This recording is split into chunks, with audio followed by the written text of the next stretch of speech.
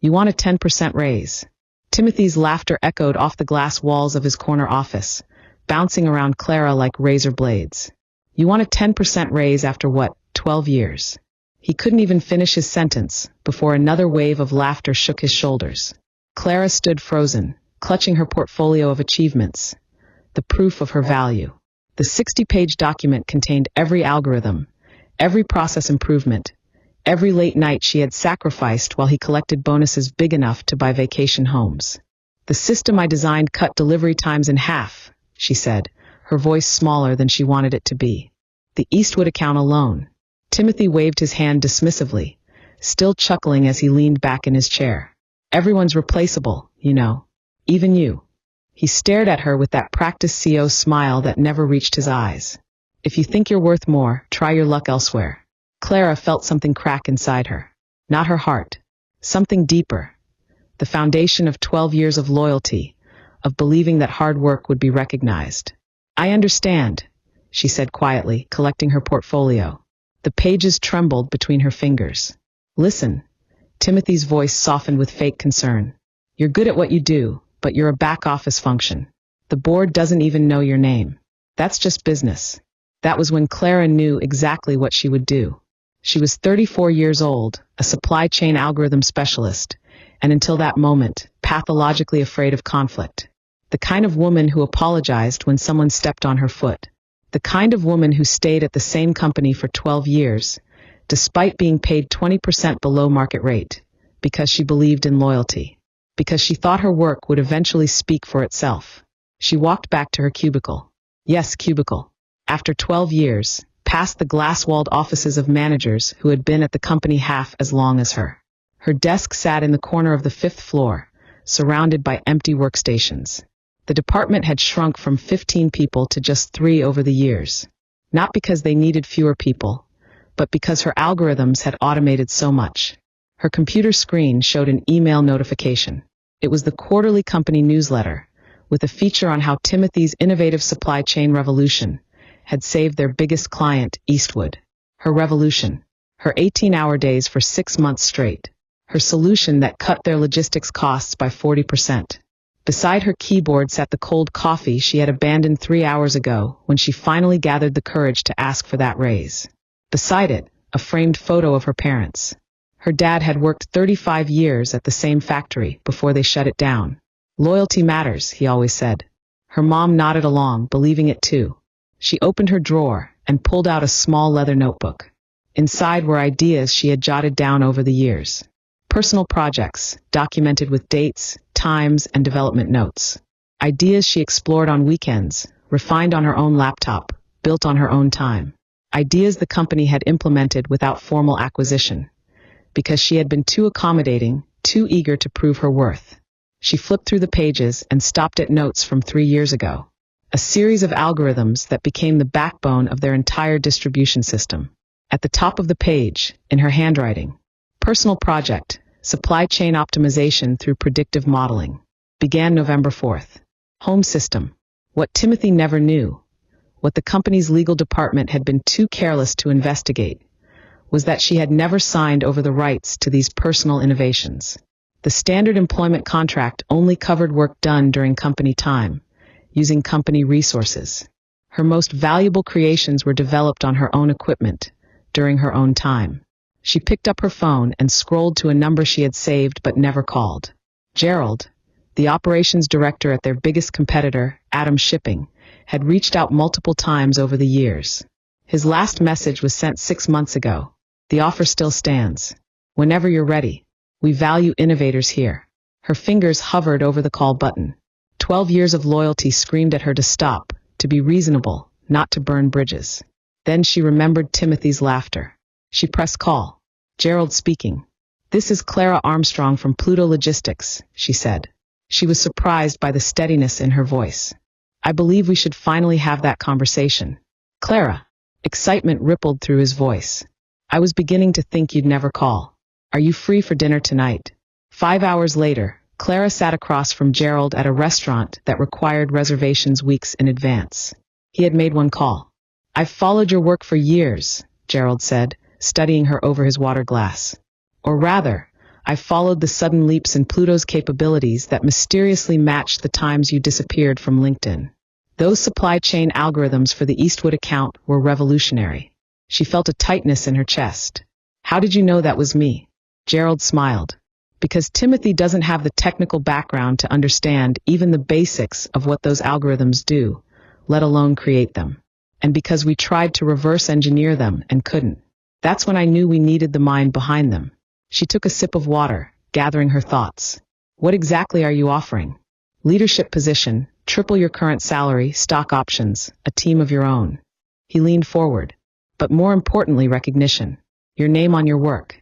And if I bring my personal innovations with me? Theoretical systems I developed on my own time. Using my own resources? Something flickered in Gerald's eyes. Understanding? He nodded slowly. We have a proper IP acquisition process with fair compensation. Unlike some companies, we don't expect to own our employees' personal creative work. She pulled out her leather notebook and placed it on the table. I have documentation proving these systems were personal projects. Pluto implemented them, but they never formally acquired them. Gerald's eyes widened slightly as he understood the implications. That's a big mistake on their legal team's part. Timothy doesn't value back-office functions, she said, repeating the CEO's words. Including legal, apparently. 2 weeks later, she placed her resignation letter on Timothy's desk. He barely looked up from his computer. 2 weeks' notice? He scanned the letter. Where are you going? She thought about lying, but decided the truth would make more impact. Adam Shipping. That got his attention. His head snapped up, eyes narrowing. Our competitor? That's unfortunate timing. We're in final negotiations with Eastwood to expand our contract.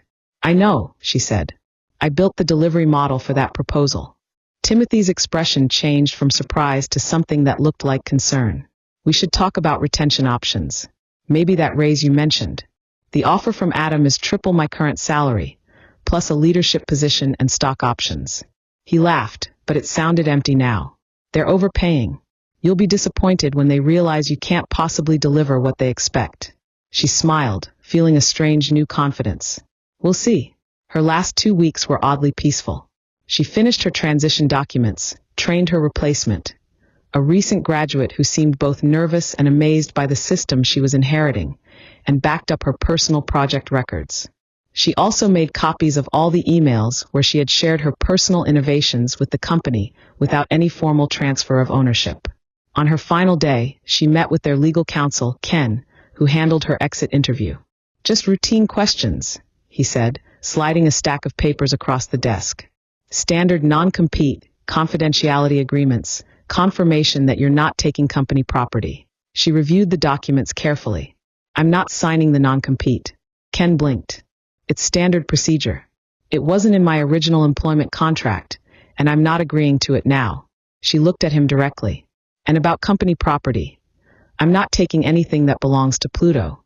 I am, however, taking my personal intellectual property that was never formally acquired by the company. What personal property? Ken's forehead creased. She opened her notebook and showed him her dated entries. These algorithms and systems were developed on my personal time, using my own resources. Pluto used them, but never completed any IP acquisition process. I have the documentation to prove it. Ken's expression changed as he flipped through the notebook. He started to recognize what he was looking at. These are the core systems we use for everything. She finished the sentence for him. Yes. He stared at her, then at the notebook. I need to make some calls. Of course, she said, closing the notebook and standing up. But my employment ends today, and my personal property leaves with me. She walked out of Pluto's glass headquarters for the last time at 5:17 p.m. on a Friday. By Monday morning, she was sitting in her new corner office at Adam, explaining to her team of 5 algorithm specialists. Her team. How they were going to change the industry. 6 weeks later, the first implementation of her systems went live at Adam. Delivery times dropped by 30%. Operating costs fell by 25%. The sales team approached Eastwood with data, showing they could beat Pluto's best performance by a wide margin. The morning Eastwood announced they were switching their contract to Adam, her phone rang. Timothy's name flashed on the screen. She let it go to voicemail. He called 3 more times before finally leaving a message. Clara, this is Timothy. We need to talk immediately about consulting opportunities. Pluto is prepared to offer a substantial compensation package. Please call me back as soon as possible. She saved the message but didn't return the call. 2 days later, Timothy was waiting beside her car in the Adam parking garage. This is inappropriate, she said, keeping her distance. You've put 300 jobs at risk, he said, his voice low and serious. Pluto is facing a crisis because of what you took. I didn't take anything that belonged to Pluto, she replied calmly. I took my personal intellectual property that Pluto used without proper acquisition. Nobody will believe that. It looks like corporate theft. I have dated records of every personal project, every time I implemented one, and every conversation where ownership was never transferred. Your legal team didn't do their job, and you never valued mine enough to care. Timothy stepped closer, desperation clear in his eyes.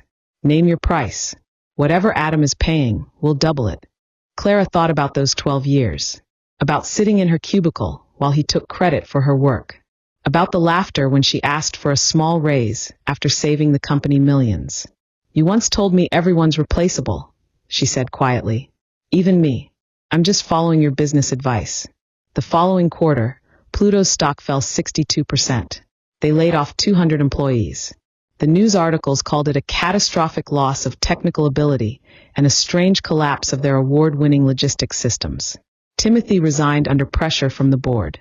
Clara watched the announcement from her office while she finished the implementation plans for 3 new major clients who had left Pluto for Adam. Then came the lawsuit.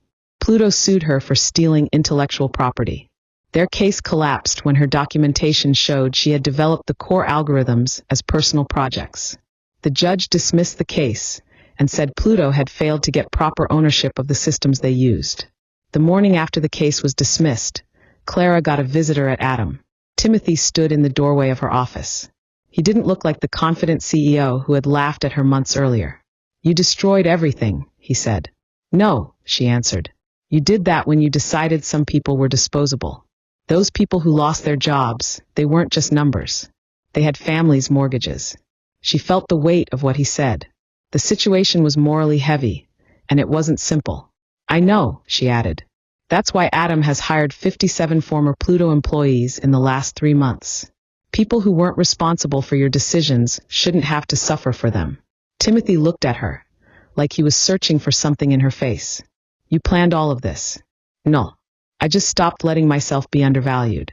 She looked him straight in the eyes. You could have stopped all of this with a 10% raise and a little respect. He didn't say anything else. He left quietly. Clara watched through her office window as he crossed the parking lot, shoulders low, a former CEO of what used to be the top company in the industry. That evening, she got an email from Eastwood's procurement director. The implementation exceeded our expectations. Delivery times are 40% better than our previous provider. The board has approved expanding our contract with Adam. She forwarded it to Gerald with a short message. This is just the beginning. Now her name was on the algorithm patents. Her picture hung in the lobby with the other Adam executives. Her team had grown to 15 people, including many former Pluto employees who now got the recognition and pay they deserved. Sometimes she thought about the people who had lost their jobs at Pluto and couldn't find new ones. They were the side effect of Timothy's arrogance. It was a heavy burden, knowing that justice for one person could bring pain to others who were just in the wrong place. But she also thought about that moment in Timothy's office, when he laughed at her for asking for basic fairness after years of loyalty. How many others had he treated the same way? How many careers had he ruined by believing people were just replaceable parts in his machine? 6 months into her new job at Adam, the full result of her decision was still happening. Pluto's stock had not bounced back. Industry experts were writing case studies about their failure to manage talent. Meanwhile, Adam had taken 23% of Pluto's market share. Her office phone rang on a Tuesday afternoon. The receptionist's voice sounded unsure. There's someone here to see you.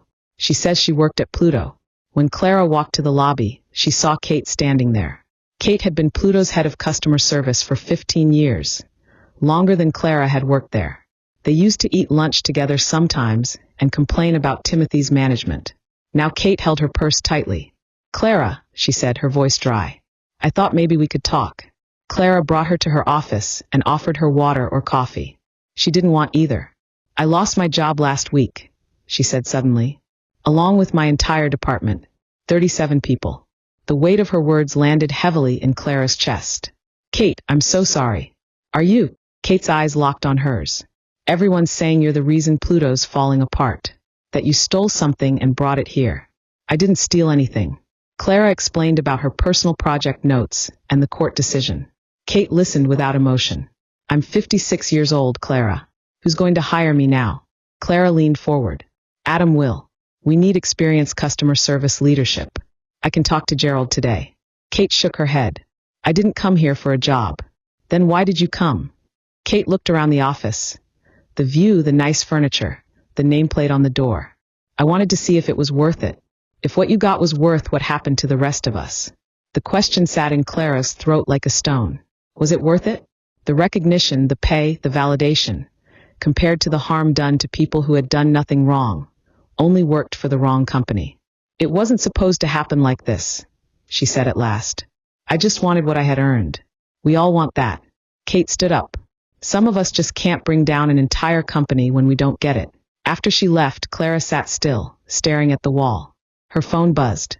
A message from Gerald. Quarterly numbers exceeded projections by 18%.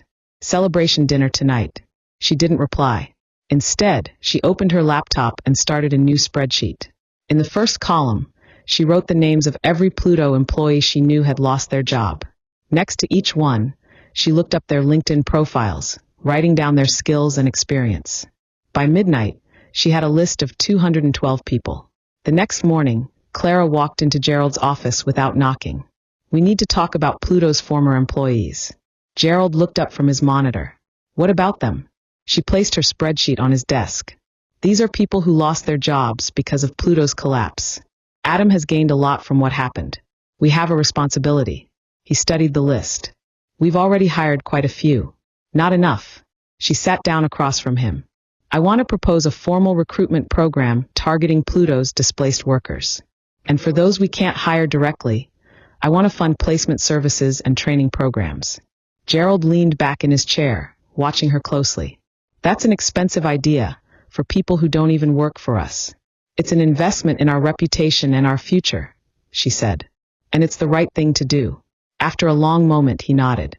Write the proposal. I'll take it to the board. 3 weeks later, Operation Rebound launched. Adam promised to interview every qualified former Pluto employee. They partnered with 3 training companies to help people update their skills. For employees close to retirement, they created part-time consulting jobs. The industry noticed. Business journals wrote about Adam's creative approach to hiring after a competitor's collapse. Applications to Adam's open roles went up by 300%. Clients mentioned the company's social responsibility during sales talks. Kate called Clara the day after the program was announced. Was this your doing? Yes, Clara admitted. Would you consider me working at Adam? There was a pause. Maybe as a consultant, not a full employee. I'm too old to start all over. We need your experience. Name your terms. 2 days later, Kate was setting up in an office down the hall from hers. Not everyone reacted the same. Jason, Pluto's former operations manager, refused to take Clara's call. Patrice from accounting sent a sharp email about loyalty and betrayal. Clara saved it in a folder she titled Consequences.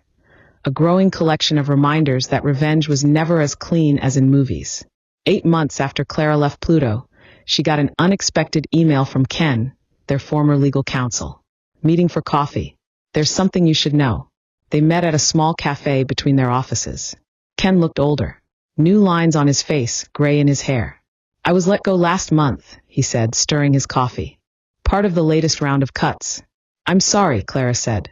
And she meant it. Adam is hiring in legal. He shook his head. That's not why I wanted to talk. It's about your algorithms. Your documentation. Clara felt her body tighten. The court already ruled on that. I know. And they ruled right. Ken leaned closer. But there's something you don't know. After you first mentioned your personal projects in your exit interview, I went straight to Timothy. I told him we needed to check your claims before doing anything. And he showed me emails from 3 years ago. You had sent him full explanations of your algorithms. You asked if the company wanted to formally acquire them. You even suggested fair pay. Clara froze with her coffee halfway to her lips. I don't remember that. You CC'd me on the emails. I found them while preparing for the court case. What did he say in reply? He dismissed it. Wrote something like, just implement it if it works. We'll handle details later. Clara's eyes widened. He knew all along. Ken nodded. He knew exactly what you had created. He knew it was your personal work. And he knew the company never properly acquired it. Ken took a slow sip of coffee. When you left and Adam started using your systems, he came to legal, demanding we sue you, even though he knew he had no case. I showed him the emails. He still ordered me to go forward. That's when I knew Pluto deserved what was happening, he said. Clara sat back, trying to take it all in. Why are you telling me this now? Because I want you to understand something important. Ken looked her in the eye. What happened to Pluto wasn't just about you taking your ideas somewhere else. It was about years of arrogance. Timothy didn't just undervalue you. He did it to all of us. Legal, operations, customer service. He treated the whole company like replaceable parts. And now those parts are working somewhere else, she said softly. Exactly. Your algorithms were smart. But Pluto wouldn't have collapsed just from losing one person. He didn't just lose you. He lost the loyalty and knowledge of hundreds of people who felt the same way. Clara thought about this as she drove back to Adam. Her revenge hadn't destroyed Pluto. It had only exposed what was already broken. That evening, she got another call from Timothy. At first, she almost sent it to voicemail out of habit. But then she answered. Clara, his voice was rough. Tired. I'm calling to apologize. Of all the things she expected, that wasn't one of them. I'm listening, she said. I knew about your personal projects. I knew you documented them the right way, he admitted. He paused. I thought you were too loyal to ever leave. So I didn't think it mattered. You misjudged me. I misjudged everything. He sounded like it hurt to say that. The board removed me completely yesterday. Pluto is filing for Chapter 11 next week. Bankruptcy. Clara hadn't expected it to go that far. I'm sorry about the employees. That's why I'm calling, he said. There's a final board meeting tomorrow. We're deciding on severance packages. I want to recommend your Adam program for our remaining staff. You want to send Pluto's employees to Adam? I want them to have jobs, Timothy said. Pride doesn't matter anymore. After they ended the call, Clara walked to the window of her apartment and looked out at the city lights. 12 years at Pluto, working without credit. 8 months at Adam had changed not just her career, but an entire industry. The next day, Pluto officially announced its bankruptcy filing. By afternoon, their remaining clients were calling Adam. The sales team was overwhelmed. Gerald called an emergency leadership meeting. We need to scale up immediately to handle the influx, he told them. Clara, your rebound program is now our top priority. We need every qualified Pluto employee we can get. Within a month, Adam had hired 173 former Pluto staff. Their operations expanded to 3 new locations. Clara's team grew to 40 people. Many of them had once sat in cubicles near hers at Pluto. Kate became the chief customer experience officer. Jason eventually joined as operations consultant. Even Ken came aboard to help with Adam's growing legal needs. 1 year after Clara had walked out of Timothy's office with her portfolio of achievements, she stood at a podium accepting the Industry Innovation Award. Cameras flashed as she looked out at the audience. Many familiar faces from Pluto were now wearing Adam badges. Innovation isn't just about algorithms or systems, she said into the microphone. It's about recognizing the value in people, treating them as irreplaceable rather than disposable. The companies that understand this will always do better than those that don't. After the ceremony, a young woman walked up to her. She looked fresh out of college, nervous but determined. Ms. Armstrong, I'm Tessa. I just started in algorithm development at Adam. Welcome to the team, Tessa. She held her portfolio close. It looked just like the one Clara had held in Timothy's office that day. I wanted to ask, how did you know when to stand up for yourself? I'm just starting my career, and I don't want to make the same mistakes. Clara thought carefully before answering. I waited 12 years too long. Don't do that. But aren't you worried about seeming difficult or ungrateful? Clara smiled gently.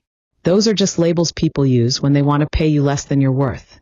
As Tessa walked away, Clara noticed Timothy standing near the exit. Their eyes met across the room. He nodded once. It looked like acknowledgement, or maybe respect. She nodded back. He had lost everything, but maybe he had gained something too. Understanding.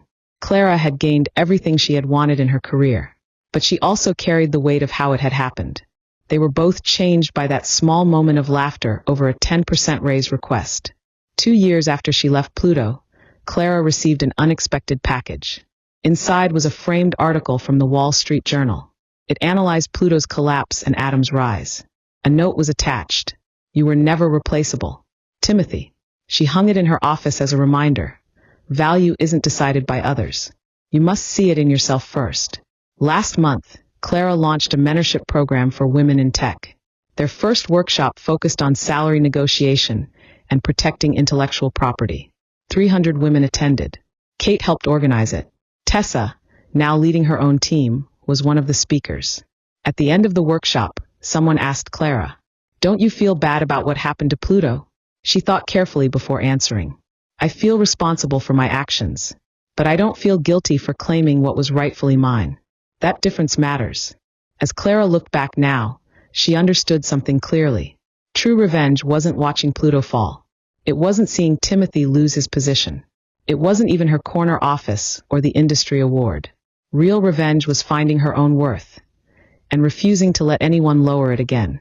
It was building a workplace where people like her, people like who she used to be, would never have to wait 12 years to be seen and respected. "If you're watching this and wondering about your own value at work," she said, "remember, loyalty is good, but it should go both ways. Keep records of what you've done. Know your worth. And never, ever feel sorry for asking to be treated fairly." The algorithms Clara created were complex, but the lesson was simple. No one determines your value but you.